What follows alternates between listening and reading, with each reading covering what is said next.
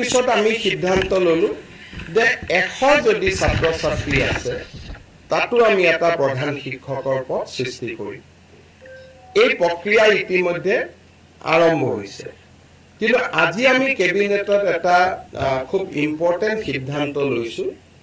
যে যদি কোনোবা স্কুলত 50 জন ছাত্ৰ ছাত্ৰী আছে 50 টোটাল যদি ষ্টুডেন্ট আছে এলপি স্কুলত এটো ইউপি আৰু হাই স্কুলক লৈ এটো সমস্যা নাই এটো অকল এলপি স্কুলক লৈ সমস্যা আছিল যদি 50 জন ষ্টুডেন্ট আছে তেতিয়ালে তাত আমি এটা প্ৰধান শিক্ষকৰ পদ সৃষ্টি কৰিম এই সিদ্ধান্তৰ ফলত বহুত দিন ধৰি প্ৰাথমিক শিক্ষক সন্মিলনী বা আন শিক্ষকসকলে কৰি অহা বিভিন্ন তেওঁলোকৰ ক্ষোভ বা প্ৰতিবাদ সামৰণি পৰিব বুলি মই বিশ্বাস কৰোঁ যে এতিয়া 50 জন ছাত্ৰ ছাত্ৰী হলেই এজন প্ৰধান শিক্ষকৰ পদ আমি স্কুলত সৃষ্টি কৰিম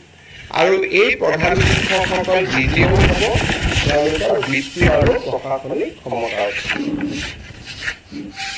এতিয়া মই আপোনালোকৰ এটা বিশেষ ইতিহাসৰ পৃষ্ঠালৈ আপোনালোকৰ ধ্যান আকৰ্ষণ কৰিব খুজিছোঁ